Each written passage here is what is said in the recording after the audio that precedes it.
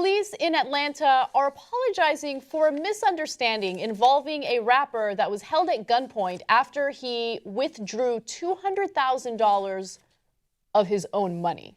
So the rapper in question here, his name is Sam Benson, goes to the bank, withdraws money from his own bank account, and that somehow alarms people at the bank, and they call the authorities. Then the authorities proceed to put a gun to his head and treat him as if he's a criminal. Now, he took out the cash because he wanted to buy himself a Mercedes. Apparently, he's a successful rapper who's doing lucrative things with music, but let me give you more details. No, it's kind of amazing because I've never heard of him, but $200,000 is no joke. To take out, and he says, as you're going to see here, yeah, I'm a millionaire, yeah. So it's not a big deal to me.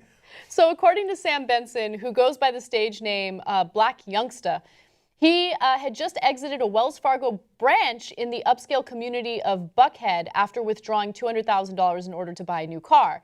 Here's his account of what happened. He said, I come out the bank, I see the police, I'm walking to my car, I see one of them point to my bag like him. They come bum rushing me at the car, put me on the ground, putting guns to my head. Now, a spokesperson for the Atlanta Police Department explained that they were responding to a call at the request of the bank manager before finding that no crime had been committed. And again, he told the media, look, I don't believe in showing up to the car dealership with a check, all right? I show up with cash, and I drop the cash and I buy my car. And apparently, a black person who has hundreds of thousands of dollars is very suspicious, and cops have to immediately put a gun to his head. Well, Anna, we finally found it. Millionaire that the establishment is against. Yeah, it's true. Apparently, the only way to get the powerful people in this country to turn against you if you're a millionaire is if you're a black youngster. Just ask some questions before you put a gun to someone's head. Ask some questions like, hey, is that your money? Like, first of all, he shouldn't be profiled to begin with, right? And the bank manager is a little questionable because... No, not a little questionable, massively questionable. Right? So let's break this down. First, the cops, I think, are actually the minor part of the story. What they did was wrong. I say minor even though they put a gun to the guy's head. Right. First of all, don't take the gun out in every case, right? So you got a guy with a bag. I got it. You want to put your hand on the gun? Even I'm not sure you need it, but it's a bank. He's got a lot of money. Okay, right? I get it. Hey, can you put that down? Can you turn around, right? Like, can we, before you take the gun and put it to somebody's head, just calm down for a second because you keep shooting unarmed people. So can we bring it down? They seem calm after they got him handcuffed. They're smiling. You see it in the picture, yeah. How embarrassing is that, by the way, as someone who's innocent, who hasn't done anything wrong, and you're laying there on the ground with handcuffs on, and these cops are just hanging around laughing. Like, it's just so humiliating. Okay, now, let's get to the main culprit here, the bank manager.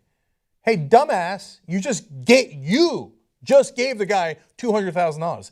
Whether it was you personally or the person you authorized. Did you authorize or did you not authorize the $200,000?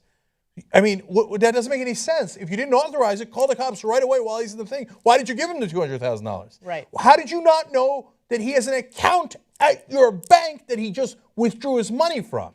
What kind of I'll try to keep the cursing to a minimum, but what kind of a person says, oh, there's my client who has millions of dollars in my bank, took out $200,000, but on the other hand, he's black. So I'll panic and call the cops on my own client. It's incredible. That's unbelievable.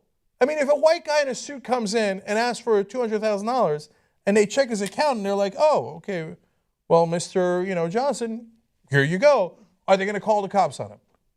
Why would they? Why would they? It would be inconceivable that they would do that. Okay, but this guy, he's a black youngster, can't have it, even though he just withdrew $200,000 in the formal way from a bank. He didn't ask he didn't give him a note, he didn't do anything. He said, here's my name, here's my account, can you give me my money? Call the cops on him. Now, you wonder why black people in this country get frustrated. Right. I mean, I don't blame them for being frustrated. Well, I mean, what were they told? They're told, that's okay, get rich. And if you get rich, then we're all equal. Right. Well, he's rich, and he ain't equal.